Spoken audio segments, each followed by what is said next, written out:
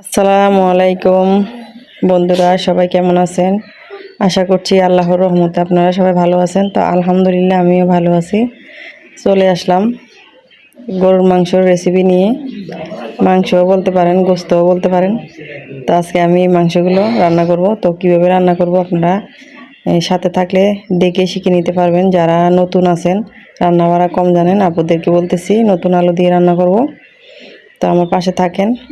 মাংসগুলো ধুয়ে নিয়েছি আমি। এখানে 2 কেজি মাংস ধুয়ে নিচ্ছি সুন্দর করে।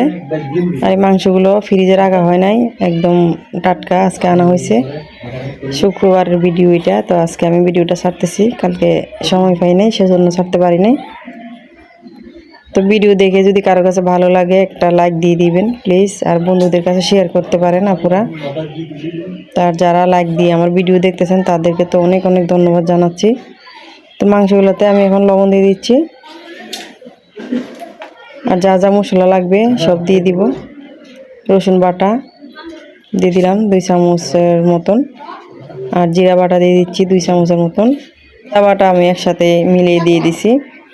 আর এখন দিয়ে দিব তেজপাতা, দারচিনি, এলাচ, মরিচের গুঁড়ো, হলুদ গুঁড়ো 1 চামচ করে দিয়েছি। তো দিয়ে দিব এখন তেল, আর দিয়ে দিব পেঁয়াজ কুচি দিয়ে ভালো করে হাতে মেখে রান্না করব। তো পেঁয়াজ কুচি দিয়ে দিচ্ছি 1 বাটির মতন, আর দিয়ে দিব তেল। তো আপনারা চাইলে আমার চ্যানেলে নতুন নতুন আপুরা যারা রান্না জানেন না, ভিডিওটা দেখে নিতে পারেন। আর অনেক রেসিপি দেওয়া আছে আমার চ্যানেলে। তেল দিয়ে দিলাম।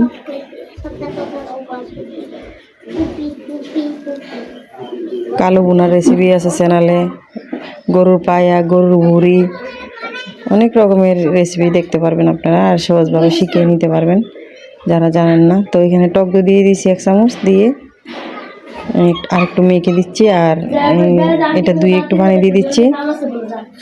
তো আমি বসাই দিব ডেকে চুলাতে। তো এই যে কষে আসতেছে দেখুন। তা আপনারা চাইলে কেউ 1 ঘন্টা রেখে দিতে পারেন, আরও মজাটা বেশি লাগবে।